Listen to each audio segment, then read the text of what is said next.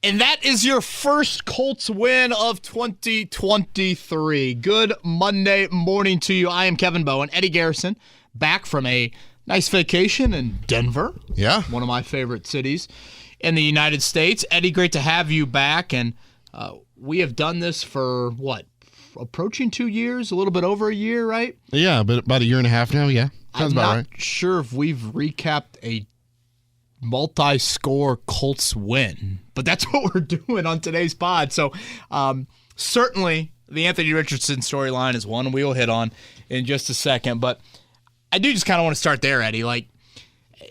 Wins have not been easy to come by for this franchise. Wins in the AFC South have, sadly, embarrassingly, not been easy to come by either. And you get a multi-score one, and I don't think 11 points is a true indicator of how much the Colts dominated that game. I think it was more of a 17, 20-point win. I think a lot of the reasons why I was so confident in a Colts victory, you saw those play out, especially early on. That was a pretty thorough performance, and they did on the road, and they did in the AFC South. So yes, the Texans stink, but the Colts should still celebrate that one because that was a really, really nice win. Agree with you, but I have to do something first. Alec sent me something in our fantasy chat, and he said that he would trade me his best player if I did this. Oh, wow. So this is for you, Alec. Happy birthday to you. Happy birthday to you. Happy birthday to Kevin. Happy birthday to you. Eddie Garrison. That was beautiful. That was upbeat. Very nice. Yeah, I wanted to get it done, wanted to get it over with. I don't want people to, listen to how bad of a singer I really am. Outstanding. My singing is absolutely horrific, so thank you for that. Yeah, number 34 just doesn't hit like the other ones do. Do anything special?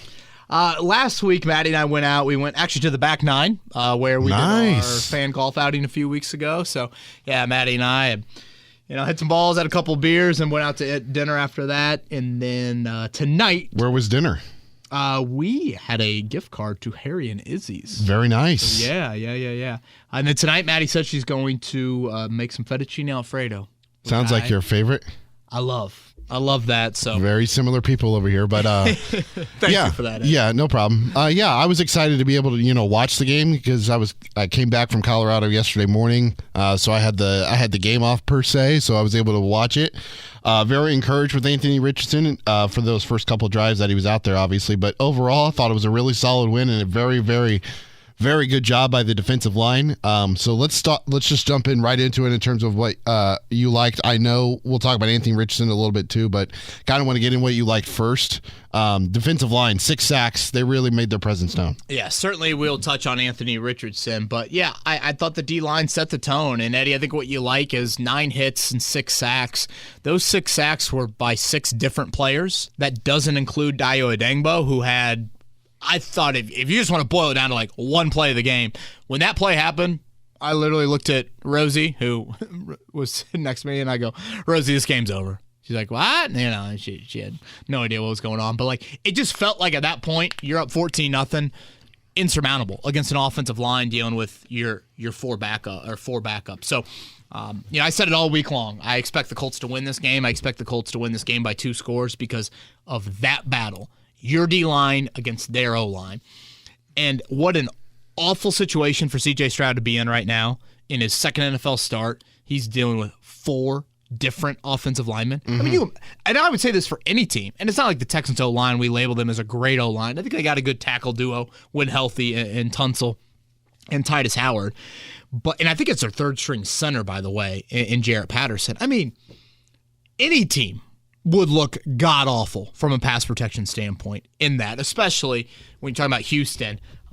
And the Colts did a nice job of making sure that an on-paper advantage played out that way. I think too often in recent years, on-paper advantages have not carried out into dominating efforts. Yeah. But it did. You obviously stuffed their run game. I think Dameon Pierce is actually a decent running back, but he just has no line right now to run behind it. And you rattled Stroud enough early on to where you could see it. When you put pressure, when you got in his face, things just off script, he doesn't really do much.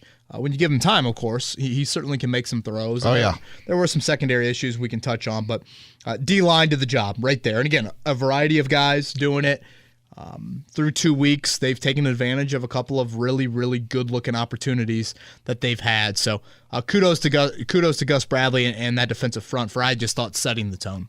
And then the next player I want to dive into specifically, I think he was a big part of the win yesterday for the Colts. Zach Moss played all but one snap, and he was a total beast whenever he got the football. Stop right there. All but one snap. I don't know if our audience realizes in today's NFL, no running back plays all but one snap. I mean, I bet McCaffrey doesn't. I bet Taylor's done it a couple of times at the most in his career. Christian McCaffrey doesn't, to your point. Saquon Barkley doesn't. Like, guys don't do that. And honestly, it's more of an indictment of the other running backs you have than anything. The fact that you don't feel comfortable spelling a guy that, I mean, Zach Moss has never been a bell cow in the NFL. Like, he's never been a 90% snap guy, 80% snap guy, and yet he played all but one, like you said. Obviously, the numbers, nearly 5 yards per carry, a touchdown, a few catches as well. Those are really nice numbers, so I don't want to lose sight of the production he gave you. But just the fact that when you change quarterbacks within a game, Zach Moss gives you that. That can't be taken for granted. Obviously, I don't think it is, based off how Colts fans saw that operation work in week one, or I should say didn't work in week one. So great work by Zach Moss. And what I like about his style, Eddie, is that first guy often does not bring him down. It takes multiple hats on the ball, if you will. He certainly has the limitations. There's no way his longest run was more than, 10 yards yesterday? 11. So yeah, it's a limited big play running attack, but I thought he was solid. And I thought when Houston cut it to, I got the box score right here. I thought when they cut it to 11, I guess Fairbairn ended up missing that field goal. Yeah, okay, so they cut it to 11 with 10 minutes to go in the game. And that's a big chunk of time. Yeah. You came out, Moss for 8, Moss for 5 right there. And then he even got a couple of shorter gains, 2 and 4 on the next two plays. He actually had all the production on that drive. Minshew checked it down to him for a 3-yard gain on 3rd and 4. And you punted basically from midfield. But that allowed you to at least flip field position. So then Houston was taken over at their own 12 with 6 minutes to go. Really long Houston drive at that point. Obviously, that drive allowed you to do the the really cool timeout situation. I thought it was a great game management tactic when Shane Steichen ran the offense back on the field. I don't know if it is as effective as it was if it was 4th and 1. Like, had it been 4th and 6, I don't think you do it with that effectiveness. It cost Houston to burn a timeout, which I think if Fairbairn makes that field goal and cuts it to 8, that would have been really, really important. So, again, major hat tip to Zach Moss for what he was able to do for you. Yeah, very big in that aspect. And I texted you before the game. I was like, does he get the full workload? And you were like, I would assume so. I would assume, I think I told you I expect a big chunk. I thought you'd sprinkle someone else in there on some of the third downs. Right. That is what stood out to me the most. I think it just stood out to me from the aspect of he's been, off the shelf. He's been on the shelf for the last, 6 weeks-ish? Right. 5-6 weeks. And then his first game action, he plays all but one snap. Yeah. And yeah, I could not be more impressed by just that number. It felt like a lot watching the game. And I know Deion Jackson dominated the playing time in week 1, so I don't know. Maybe this is a new approach from DeAndre Smith, the new running backs coach, or how they handle running back playing time. But Zach Moss, huge. And then the last part of this, we'll dive into Gardner Minshew, and then we'll transition to Anthony Richardson. But Minshew comes in, doesn't turn the ball over, and he leads you to a victory. Yeah, I just thought a professional effort. And, I think Shane Steichen can be thrown into this area as well. I think the offensive line, Eddie, deserves mention, blocking for 2 different style quarterbacks, no sacks, 1 hit allowed all afternoon. But, just Minshew doing his job. I mean, if I were Minshew, just as a competitor, and I get you need to live in reality, but as a competitor, Eddie, there's probably some of you that's like, God, do I have to answer one more Anthony Richardson question? It's just a lot. And for him to go in there, 19 to 23, what I like about Minshew, because again, the big picture view for me this season is Richardson / who are the pieces coming with Richardson? Like who's on the Richardson train? Who is with him moving forward? Minshew allows you to evaluate. Yeah. He throws the ball on target. He gets the ball to the playmakers. He allows them to make some plays. Again, it's limited. It's not like you're able to run your RPO and your zone read stuff. It's not like you're challenging people down the field vertically with him. So, yes, there are limitations to it, but he still gives you something at the quarterback spot. He came right in, and Eddie, they scored right away. I mean, there was little, not even little, there was no lack of execution right out of the gate. So, job well done by Gardner Minshew with that effort, how he handled everything. Good work. Good work by him. Now I want to transition to Anthony Richardson because something we talked about last week on the pod after the first game of the season was him, minimizing the amount of hits that he takes. He goes out the first drive. They have a rushing touchdown with him. Come back on a short field because of the Samson Ebukam sack with the Dio Adangbo punch out. First play, touchdown run for a second of the game.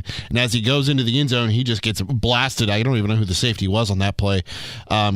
Comes out a couple series later, concussion. Overall, start with the assessment of Anthony Richardson's performance on Sunday and that limited action that we saw. Let's blame the slow Wi-Fi for this, but I wanted to get this in before we hit Richardson. I looked up Zach Moss's history in the NFL and the percentage of snaps he played. Again, 98, 99 yesterday. In 3 years in Buffalo, Eddie, he had never had a game of higher than 37% of the offensive snaps. Mm-hmm. So it wasn't even close to even splitting reps in Buffalo. And then you look at let me make sure I get the career. Last year, 69% was the high with the Colts. So if you look at last season, and I'll try to get this for his entire career. But last season, 37% was the high in a game in Buffalo. 69% was the high here in Indy. So, again, this is not like he's been used to this at any point, especially last season. I'll try to pull up his career as well. Okay, on the Richardson front. Obviously, we all saw the play. I've gone back and watched not only the play several times, but I've gone back and I've watched this couple of series after that because I wanted to kind of see, were there any signs you could point to, oh man, something was a little off with him. I guess let me start with the opening drive before I get to the actual play, Eddie. I mean, that was pretty flawless from him. That was surgical by him and Steichen. I mean, that was quick rhythm passing game. They got some of the wideouts involved early. The wideouts didn't get involved at all really in the first half against Jacksonville. A couple throws to Pittman. That first touchdown run was one of the better blocked quarterback runs you're ever going to see. The second one is more of you just kind of catching them off guard, but that was blocked beautifully. With some manipulation, movement, great disguise, misdirection, all those things that I know Shane Steichen has, in his playbook, and it was obviously totally caught Houston off guard. Now let's go to the play, Eddie. And this is where I think I exit Sunday and think, man, there is just the bittersweet nature to it all. Because I know fans in the 24-hour period, or even when you're watching a game and then you're reacting to the game in the first 24 hours after it, it's hard to look big picture. And I get that. Like, we just watched our team play a game. Like, you don't want to all of a sudden immediately go to big picture. You want to react to a big third down stop. You want to cheer after a touchdown. You want to do all that. But I'm removed from the situation, so it's easier for me, I think, to do that than listeners and or diehard fans. But, Eddie, the Colts winning football games this season with Gardner Minshew playing 3 quarters, to me, that's not what you want to see. And I know that can be very like, Kevin, you're getting way too big picture here. Stop doing that. Like, don't live in that world. But I am looking at it through the lens that I ultimately feel like this season will eventually be looked at through. It might be hard to do it right now. Yeah. But to me, it comes back to this. Richardson development. Are you in a position to add a monumental piece to your franchise come April when the draft rolls around? And I'm not saying we are here at all yet, but let's just play out this scenario, Eddie. If you were to told me before the start of the year, what is a worst-case Colt season scenario, I would said something to the effect of Anthony Richardson gets hurt, plays 5-6 games, and Gardner Minshew leads you to 7 or 8 wins. And now you're drafting 16 overall. You don't make the playoffs, you barely saw Richardson, and you're in the middle of the pack of the draft. Like, that's worst case scenario. So I do think you exit yesterday, and someone tweeted at me earlier this morning and said, like, yeah, I'll be honest, Kevin, a lot of the air was let out of, like, my fandom when Richardson got hurt on Sunday. And I think that's kind of a good way to describe it, of, like, you're just kind of bummed that, yeah, it was a great win. It was a 2-score victory, and there's a lot to celebrate, and we just listed a lot of the reasons why. But you also just missed a opportunity to evaluate him in a road atmosphere in a game where it looked like it was going to go really, really well for him based off that start. And now the question becomes, does he play week 3? Okay, well, what's sitting there in week 3? I'd argue Sunday afternoon in Baltimore, Eddie, is the best, most challenging game, the best test, most challenging test Anthony Richardson will face all season. In a road game against Jacksonville, and what did Jacksonville do to C.J. Stroud week 1? Sacked him 5 times. And they disguise like no other.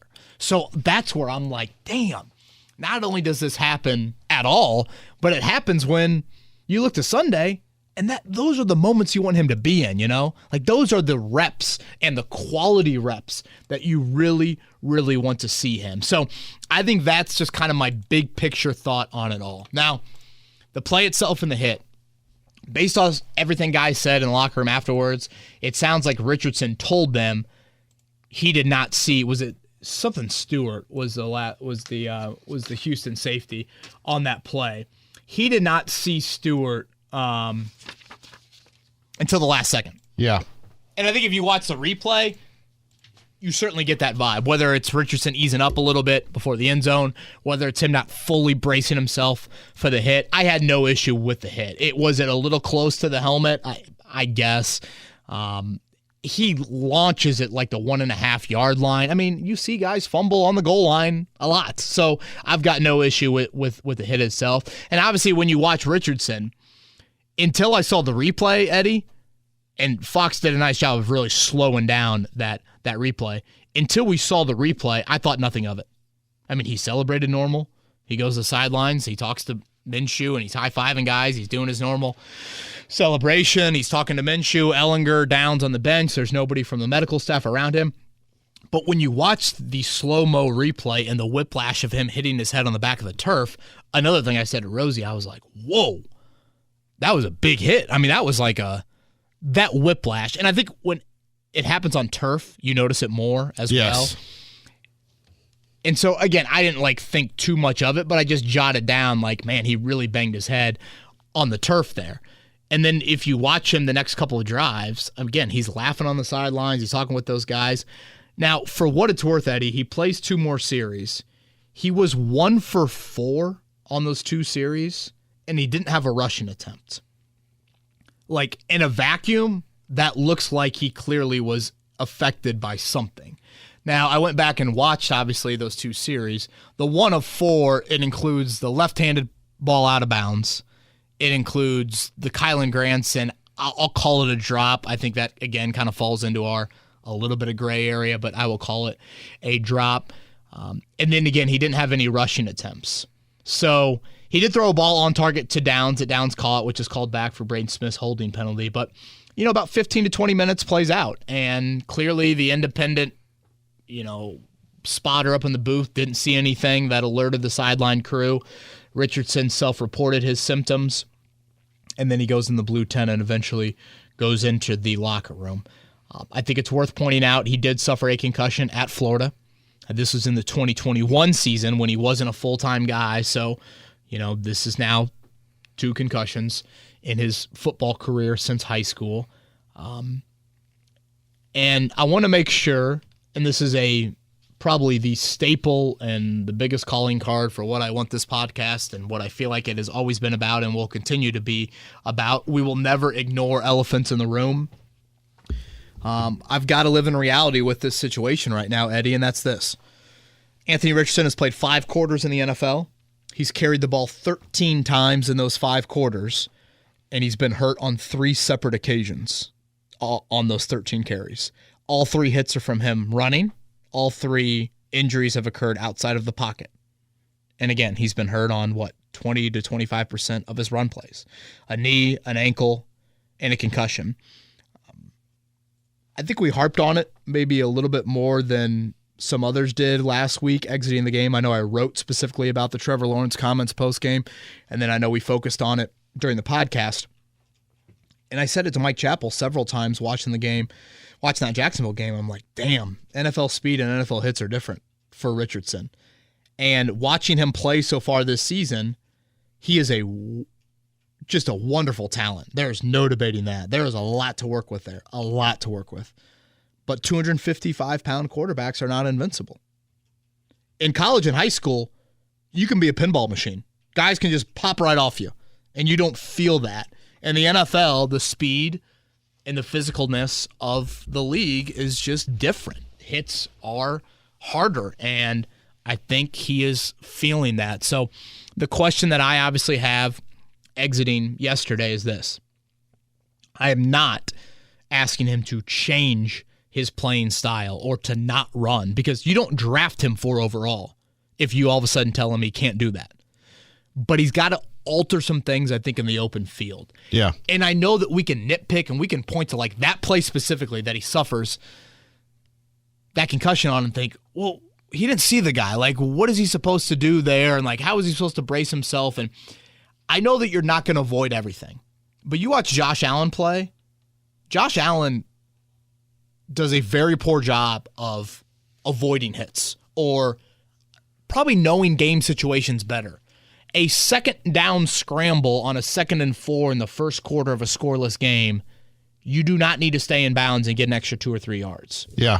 You've got to play the long haul with this. And you guys have heard me say often, the drafting of a young quarterback like this, what you're trying to create is this 6 or 8 or 10-year window. That's the goal.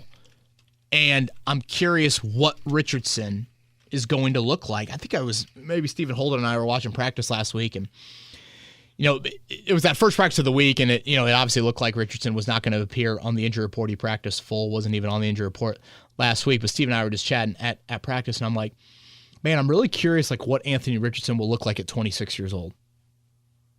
What will his playing look like at 28? Michael Vick looked a whole lot different later in his career than he did early. Now, Michael Vick obviously went through a whole lot, but what's Lamar Jackson going to look like as well? I mean, Lamar Jackson hasn't been able to finish.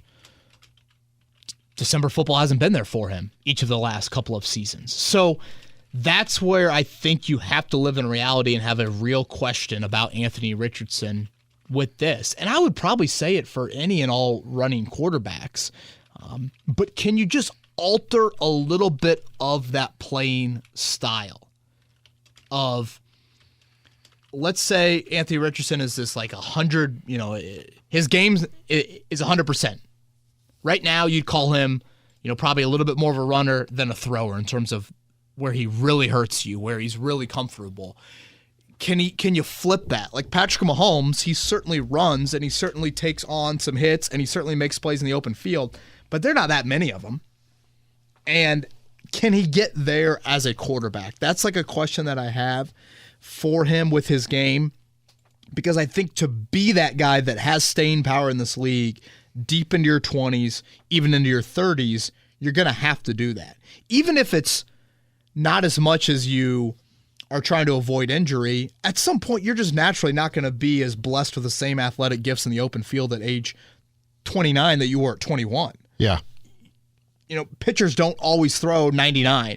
When the velocity and the spin that you have on certain pitches, when that starts to subside, how do you win differently? And I think that aspect with Richardson will be something that I'm watching for. Eddie, anything specific with the hit, the style, Richardson related before we move on? I just want to say that was impressive. You know how long you just went there? That's got to be one of your longer assessments in a while. I thought you were going to say rant. No, it wasn't a rant. You weren't ranting. It was an assessment with opinion and fact and whatever in there you want to include. I have more to add, but I needed a sip of water, so I was hoping that you could interject and it was provide something on about like 12 and a half minutes there. Well, I do have a couple more things. But I do not have any more to add on that front. I think everything you said there was totally true, and I think through the first 2 weeks of the season, or 1.5 in terms of Anthony Richardson, I think we've seen enough to know that he's getting better each and every time he drops back to pass as a passer, and I think he even looks more like an NFL passing quarterback than I think we anticipated, especially when you consider how he looked at Florida and how things were looking for him in training camp and in preseason.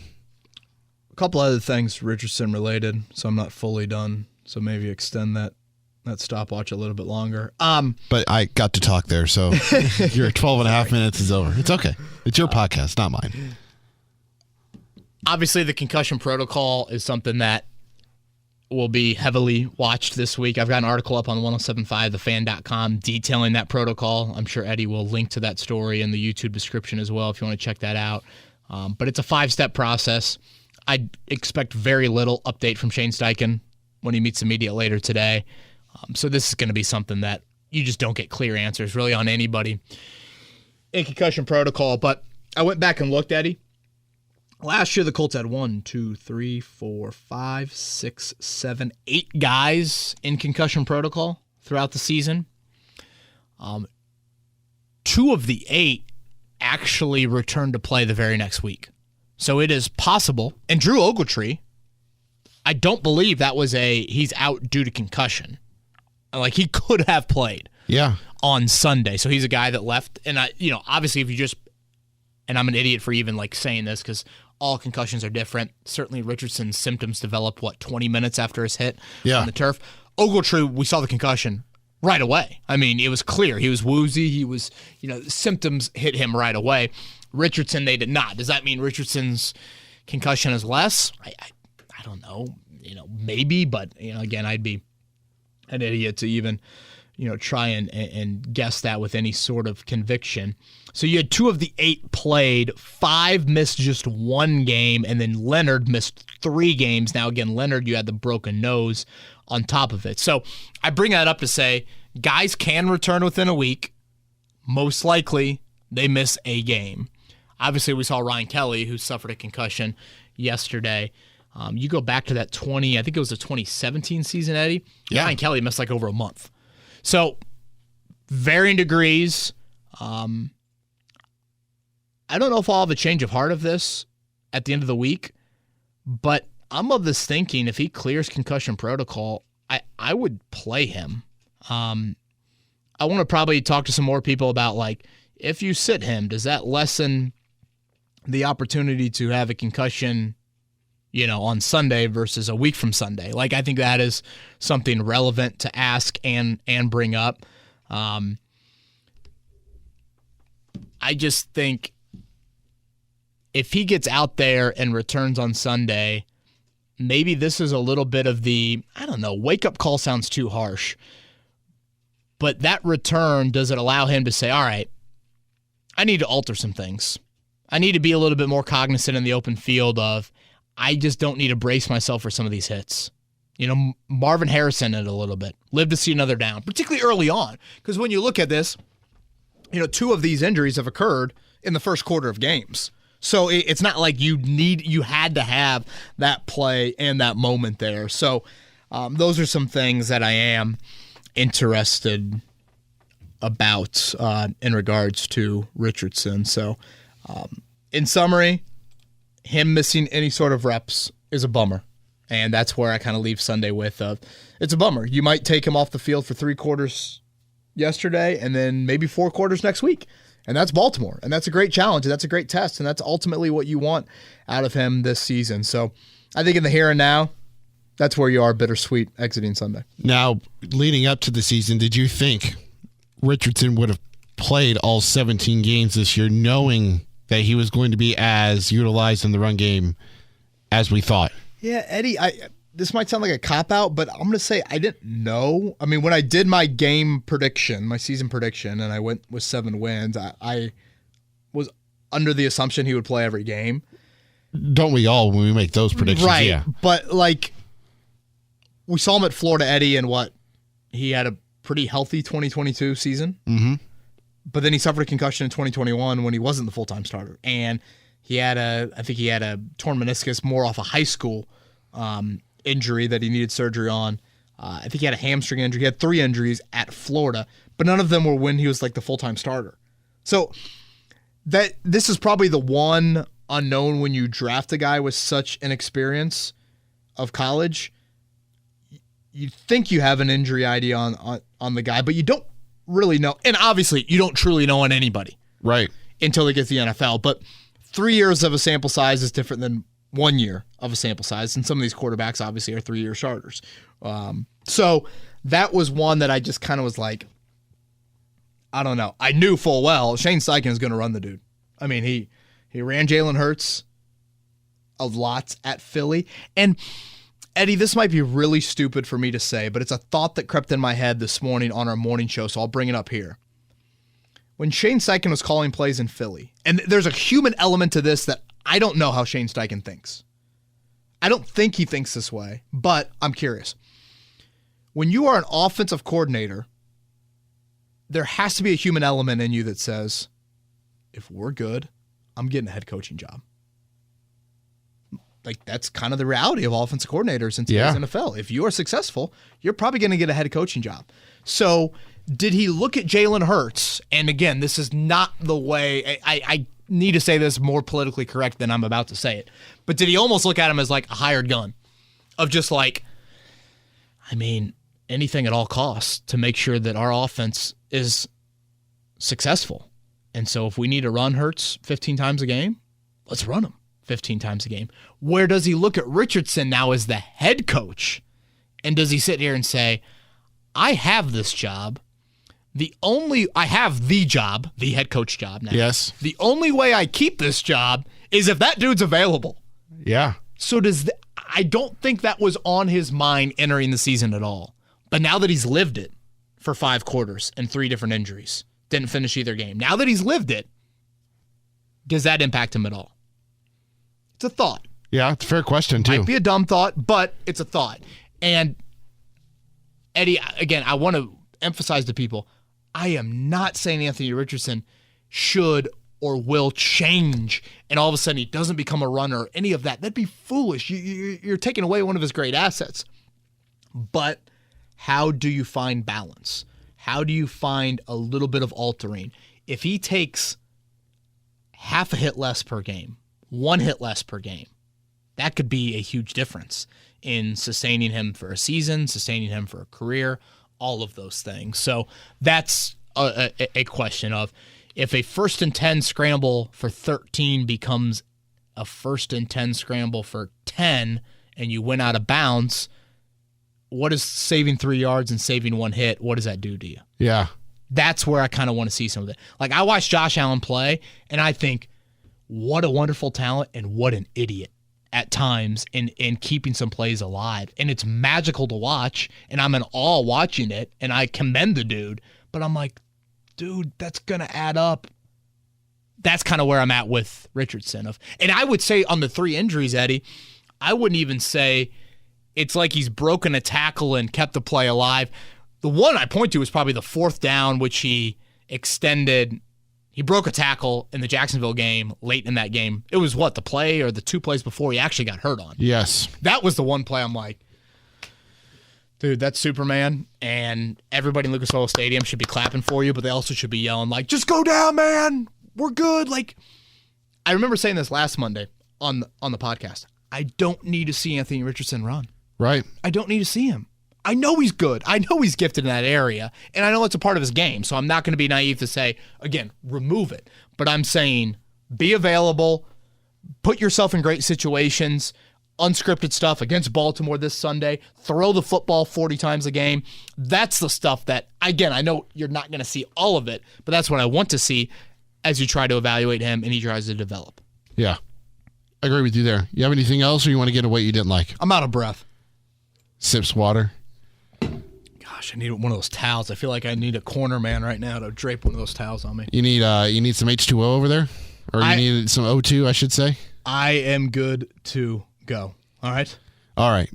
So what you didn't like, the secondary gave up 337 yards when you take away the sack yardage, but in total, Stroud's final line, 30 of 47, 384, 2 passing touchdowns, and Nico Collins, 7 receptions, 146 yards, and a touchdown. Can we boil it all down to Darrell Baker Jr.? We can. Is that too harsh? I just thought in general, Eddie, the right side, the top of the screen for those watching, the coverage wasn't sticky enough. And I think you could kind of point to a couple things. One, and I thought Baker had some missed tackles too that were big in creating some yards after catch.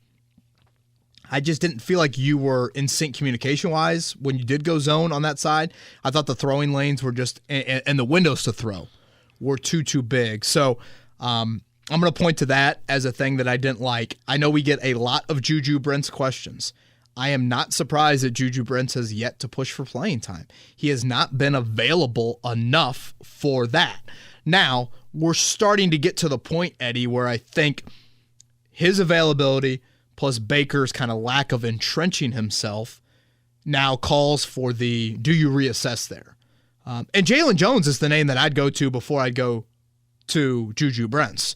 And I get that, from a local angle, Brents is the one that gets more of the attention. He's also the second-round pick, whereas Jalen Jones is a seventh-rounder. But it's a question that I'll toss to Gus Bradley tomorrow and, kind of see where Juju's at and, how you view it, because it's a critical position. We know Flowers and Kenny Moore are playing every snap, and rightfully so.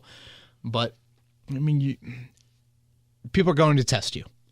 There's a reason why the Colts probably didn't throw it on the left side of the field in week 1 against Jacksonville, because they didn't want to test Tyson Campbell. Yeah. Well, in reverse, they're going to test. Remember when we got to that moment with Rock Ya-Sin where, for 5 straight games, people just peppered him? Knowing that he was a penalty waiting to happen? Teams are going to do that.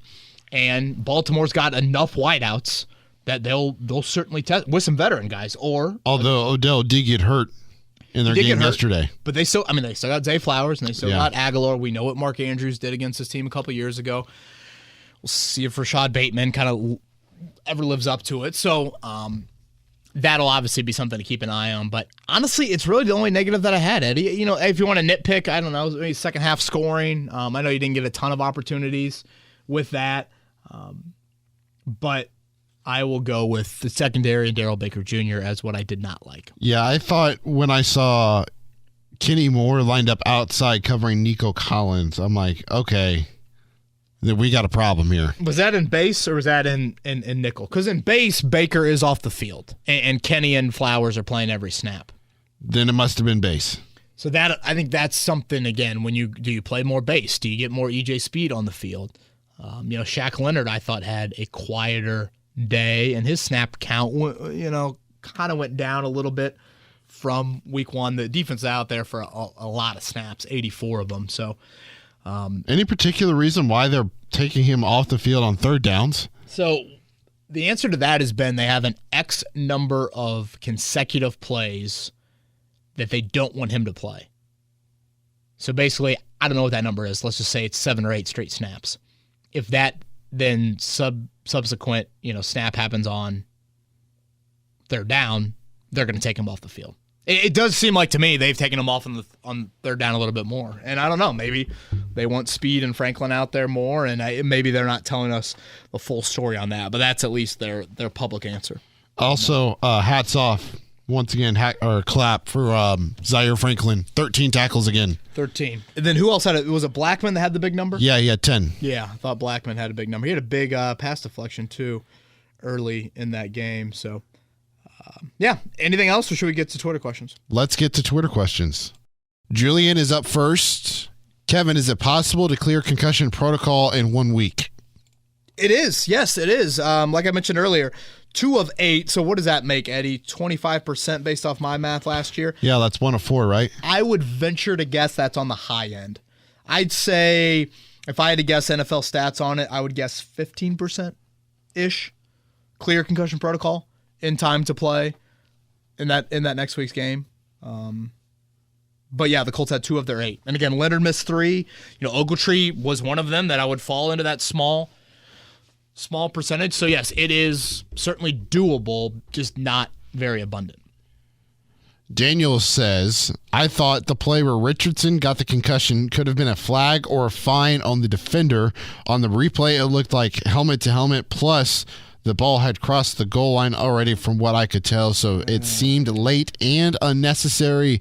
Any word from the coaching staff or league on that?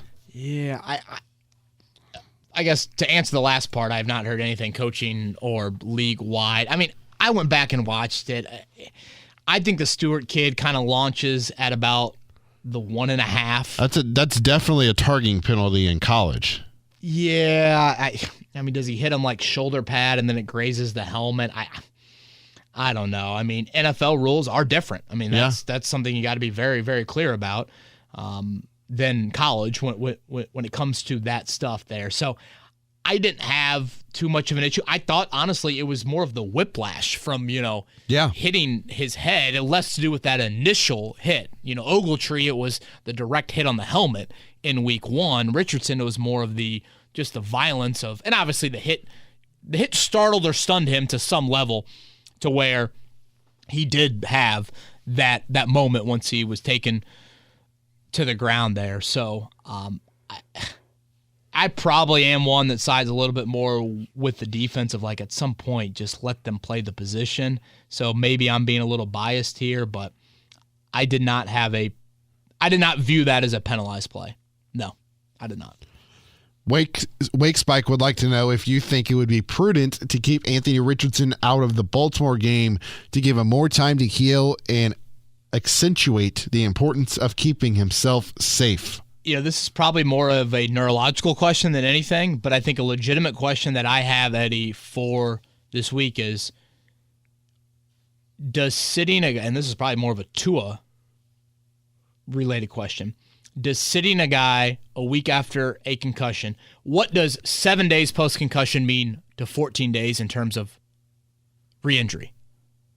Are you more likely to re-injure, to have another brain injury, another concussion 7 days after you just had one as opposed to 14 days?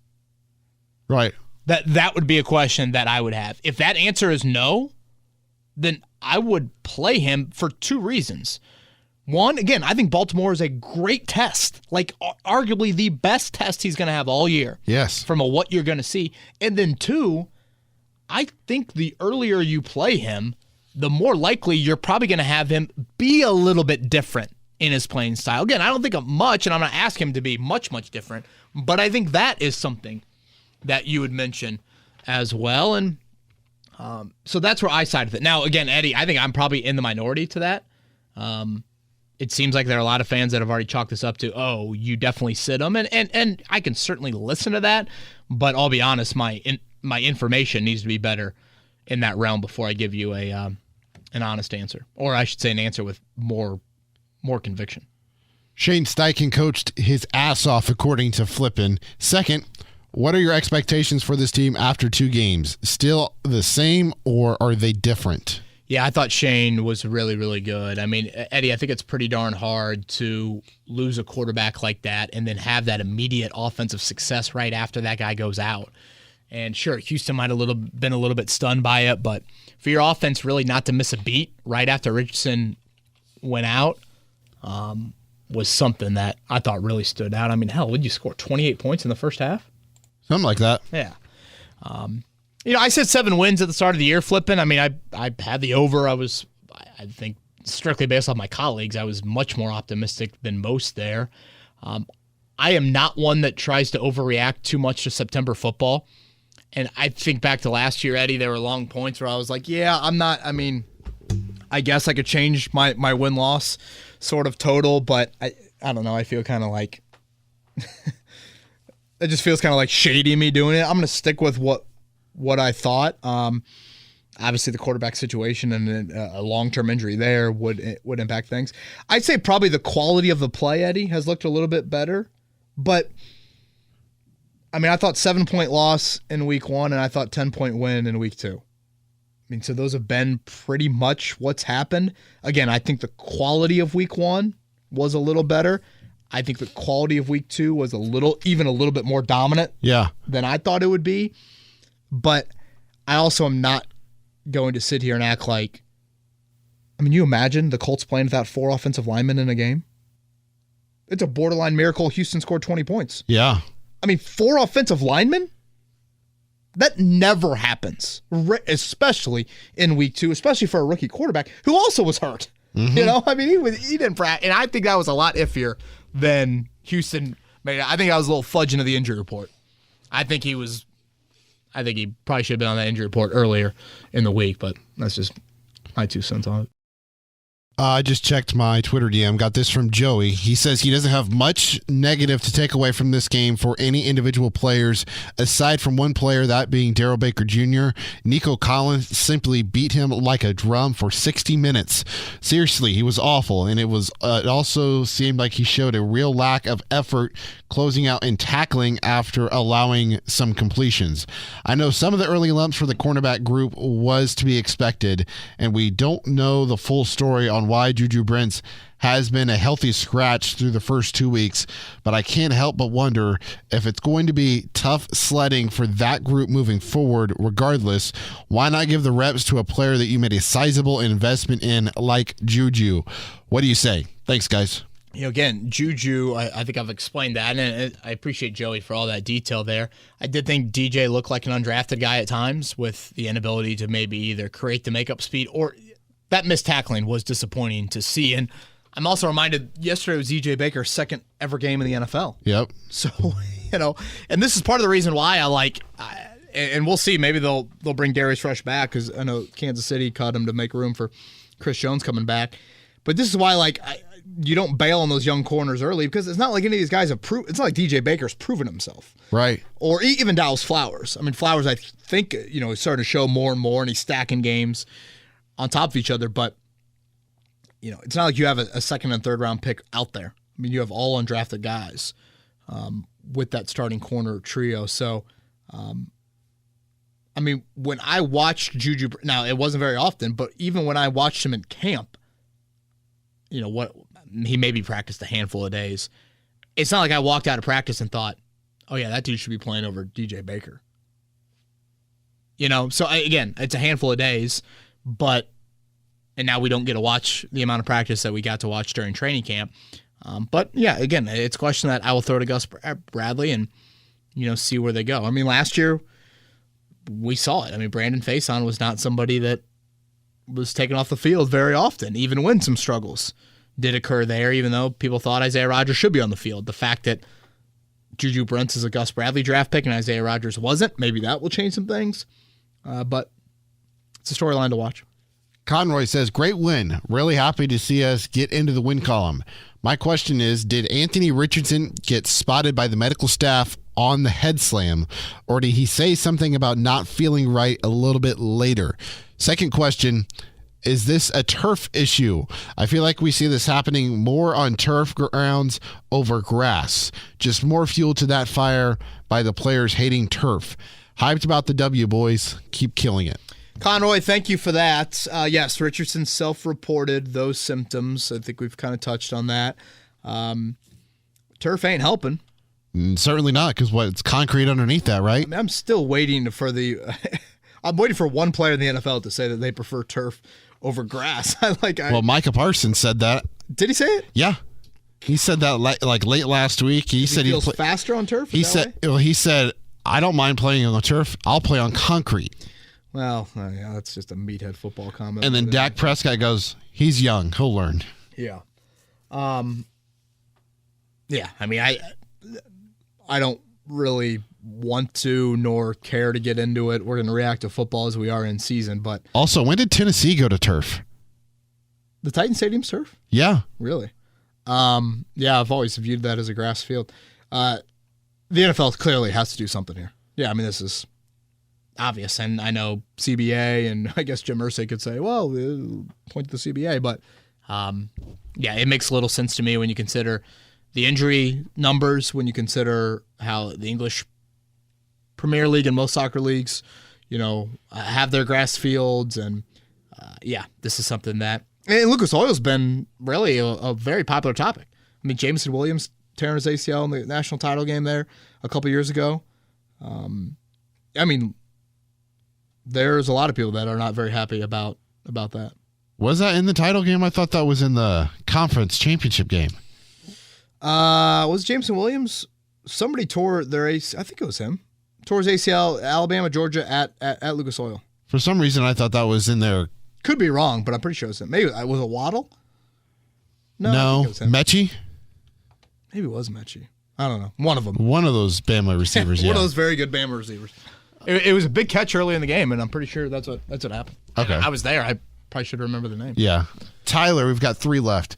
Sitting here, second quarter, Colts are up 28-10, watching Gardner Minshew and being thankful for a very capable backup, but feeling demoralized with Anthony Richardson being hurt on his second NFL game. One of my biggest concerns drafting him were all the comparisons to Cam Newton, knowing how reckless he played at times. We all want a quarterback that will last in the NFL. How can Richardson fix his mentality on the game? Best ability is availability. He's got to play smarter. It's harder to swallow since this is only week 2 and he's yet to finish a game and could possibly be out next week. Thanks, Eddie and KB. Have a great week. Yeah, thank you, Tyler, for this. And, obviously it's a good amount that we've kind of recapped, but it's the playing time, it's a playing style debate, and it just comes back to the, guys are built different in this league. And I know he played in the SEC, and the SEC is obviously the premier conference in college football, but it's the wear and tear of, when was Andrew Luck's first big injury, Eddie? That's a good question. Year 4 of his NFL career.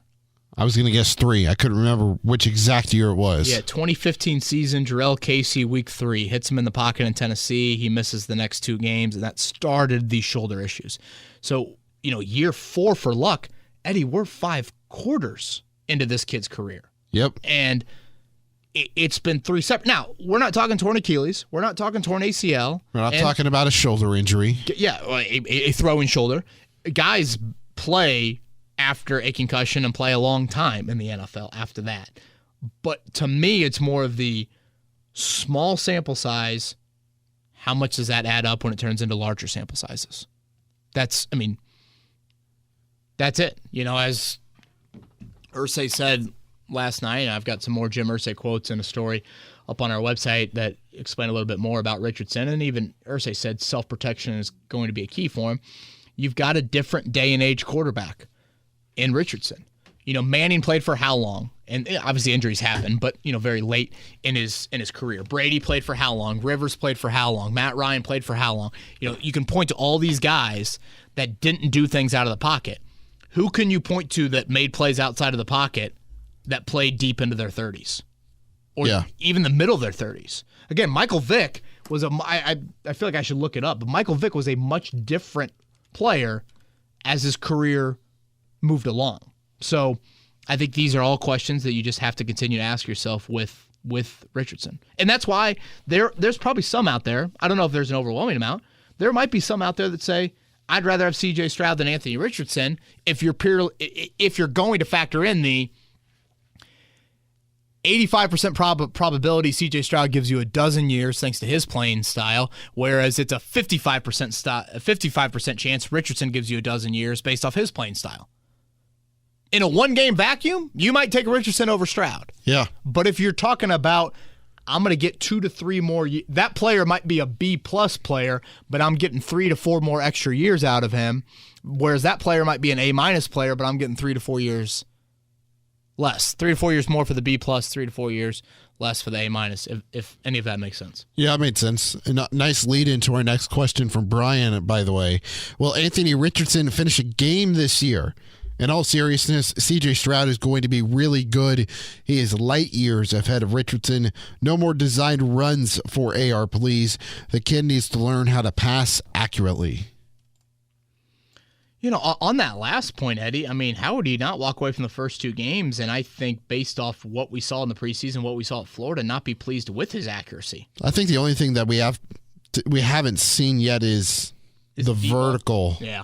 Yeah, and we didn't see pushing it down the field. We didn't see any of it, even in what he played 4 series and all. I think that was going to eventually come though, especially with 2 safeties out for them. Yeah, and with how they handled that first drive, just quick, everything out of his hands quickly, out of his hands fast. To me, it opens up like a double move later in the game. So I think we would have seen something eventually. Yeah. I like Stroud. I guess if we want to get into the Stroud Richardson stuff, but Richardson has shown me a lot here early on. But yeah, 64% week 1. Was he 6 of 10 yesterday? I mean, again, small sample size, but those are numbers you had to be pleased with out of just purely a completion percentage standpoint. Last Twitter question comes from Scotty. 1, are you worried about AR's longevity as I am? Yeah. I would have said this to you probably a little bit just like last week and I remember when he was drafted saying this, something to the effect of, at some point I'll go back to the old Chris Ballard comment about quarterbacks, and this is to do with running style quarterbacks. At some point you have to deliver from the pocket. Ballard says that, and yep. I think that's a really good point. He said that at the Combine, did he not? That sounds like something, yeah, he would have said there at the at the Combine. I'm looking up Vic's career right now to look at like rushing versus running. So again, at 24 years old, he runs for 900 yards in a season. At 26, he runs for 1,000 in a season. Now, obviously, he's away from football for a couple of years because of the dogfighting stuff. He returns at 29 years old. At 30, he runs for 600 yards. And then this is how the rest of his career played out. 589, 332, 306. I mean, he's still playing double-digit games in many of these seasons. Yeah. So when you get deeper into your career, how often do you run? And there were obviously moments early in his career where he suffered some injuries, and so all of that played into it. And now that I'm looking closer at this Vic career, I almost think there was like a misconception how much he did run. I mean, he certainly ran, but I would argue Jalen Hurts and Justin Fields have been more runners in their careers so far than Vic has. Totally agree. Scotty's second question: does the defense and/or Gus Bradley know it has to play all 4 quarters? Yeah, I mean, I do think the coverage was less sticky. I think we're nitpicking a tad there. I mean, I know what happened with Jacksonville. I'm going to blame the offense for putting the defense in too many poor situations there. Yep. And I know that this topic in general is a topic that we have had before, but it's really hard to be perfect in the NFL. And I think your Colts defense, I'd put most of that on DJ Baker. I mean, was your pass rush, did they have a couple of quiet series? Yes. But overall, a game in which you have 10 hits and 6 sacks, pretty good there. Scotty's final question is, does Shane Steichen play chess? Because that was a Bobby Fischer move. I think he was referencing running the offense back out on the field, would be my guess there, yep. Which led to the timeout. Yeah, I tweeted out at the time. That was genius. That was a beautiful, beautiful move. And it's that sort of stuff that, like, I know all of a sudden it didn't happen in the moment of mattering, but, Eddie, that can matter. Like, okay, Fairbairn makes the field goal. 8-point game. 11? It was 11 at the time. Yep. Let's say he makes the field goal to cut it to 8 there, and you would have had 2:41 on the clock, and Houston would have had 1 timeout and 1 2-minute warning. That's it. And they would have needed 8 points still. Like, the fact that you took a timeout of what? You just say 40 seconds could be the difference. I mean, talk to New England last night. Talk to, all these how many games? Did we have 2 overtime games in week 2? Yes. 2 overtime games. We had craziness with Denver and Washington. I mean, the league's unbelievable. The league is unbelievable. Eddie Garrison, you got anything else? Nope. Back Wednesday afternoon. Hopefully more on the Richardson situation at that point. 8-point spread. You think that's a lot to do with the health of the quarterback or lack thereof? I haven't even looked that far out, you degenerate. 8-point spread. I'm trying to figure out how to bet tonight's game still. I am going with both home teams because I don't trust any of the 4 teams playing, and you can get some decent return. I've got one of those like profit boosts, so I'm going to parlay both home teams. Got it. He's Eddie Garrison. I'm Kevin Bowen. I'll take the other 2 then. Thank you for singing me happy birthday, man. Yeah, no problem. Happy birthday again. I appreciate that. We'll talk to you guys on Wednesday.